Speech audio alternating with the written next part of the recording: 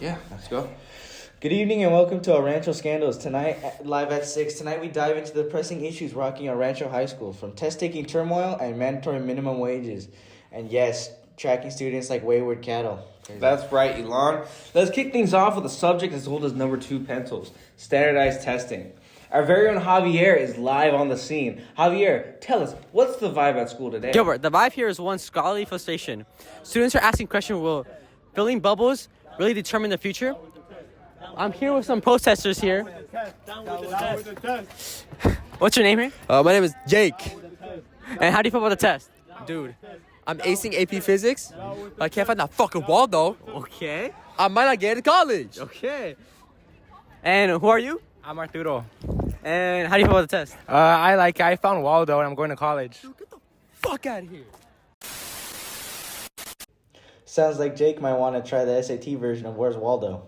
Exactly, Lon. The test did not count for student strength.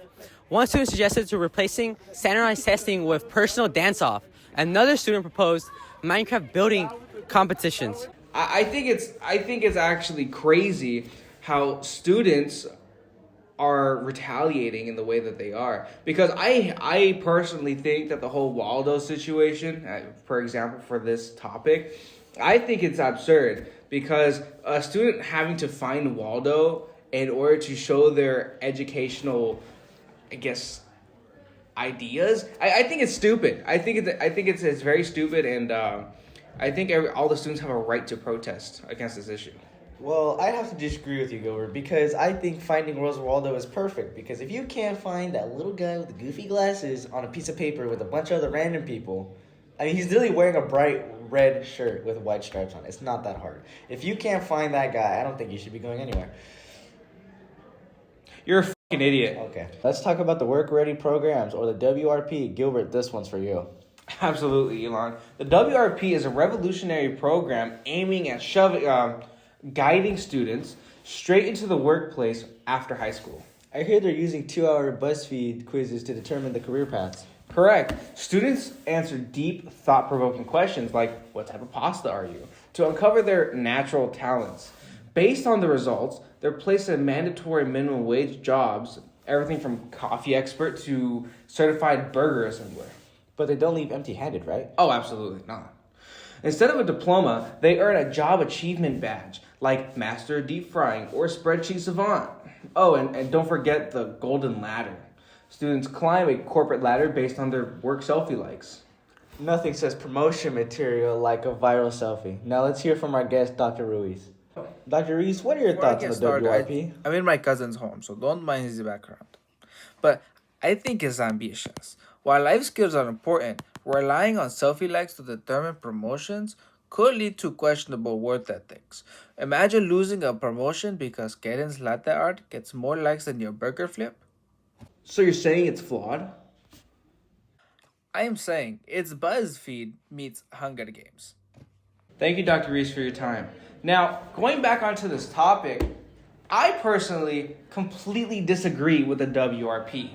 I think the program is stupid. And yes, listen to my words here. So imagine you have a 4.5 GPA student, top of his class, and then you have a 1.9 student who is struggling to graduate.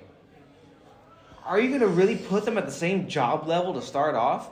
Same minimum wage work? I think it's unfair. Because if the 4.5 GPA student put in all those hours to better their education, shouldn't they deserve at least a higher management in the job, if anything? But at the same time, the WRP kind of takes away their freedoms at that, and I don't agree with it. I think it's stupid. I think it is genuinely stupid. Well, nah.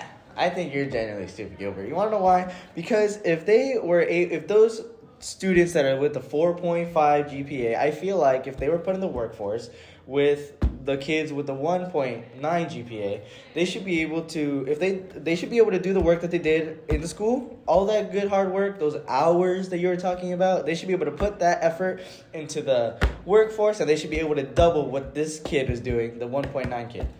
They should be able to double that. Yeah.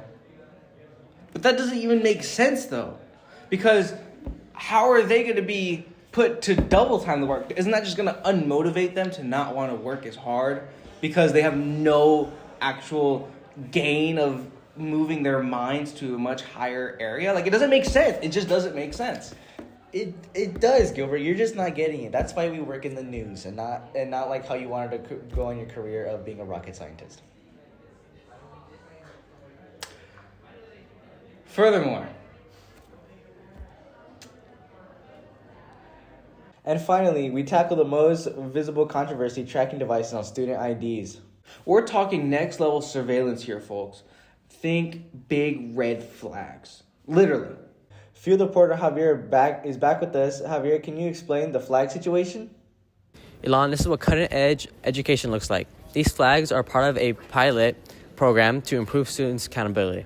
By making them visible from space? Exactly, Gilbert. These flags should ensure students can't skip class or hide during a fight. One teacher told me that if you see a pile of flags bouncing, you found a fight. A student that we're going to be interviewing. Hey, what's your name? Big A. And how do you feel about these flags? Fool, I can't go to class in these. Like, this shit, like, pisses me off. Like, I'm just trying to go to class, and I keep hitting on the wall. Like, can we, like, take these off already? I don't like them.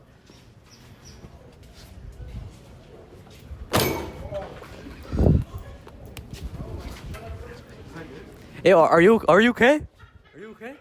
No. How do you feel? I think I broke a rib. Oh. I'll be honest. Efficient, but not flawless. Thanks, Javier. Feel bad for that kid. Do you think his neck hurts? Probably. But I feel like that's kind of his fault, though. How? He didn't want to go against the system and chose to be stuck in some sort of confinement in his privacy. I think it's stupid that the system is making him wear such an odd piece of attire just so they can keep an eye out for him. I think it's stupid. Here we go again, Gilbert. It's efficient. How can you not see a big red flag on a kid's bag? That's the whole point. Because a tracking ID, yeah, it's bad. So what did they do? Stuck a flag in their backpack. You can't not see a flag. You just can't not see it. And if you can't see it, You know what? Nobody can't not see What? your fucking big ass forehead. Okay. So this guy's pissing me off. This close. You know what? You fucking should. You know should. What? You know what? Yeah. You okay. should. Okay. You should. No. You know what? Get out of here. Yeah, you know what? You know what? You get out of here. This is why you could become a rocket engineer. I'm out. Yeah, go yourself. What a piece of shit that guy is. Because I could have been a freaking rocket engineer.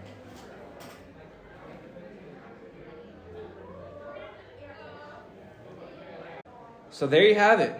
Standardized tests, BuzzFeed career counseling, and wearable flags. What a time to be in high school. Tune in tomorrow and join us and discuss whether cafeteria pizza can actually double as building material. Until then, stay informed and keep those flags flying high.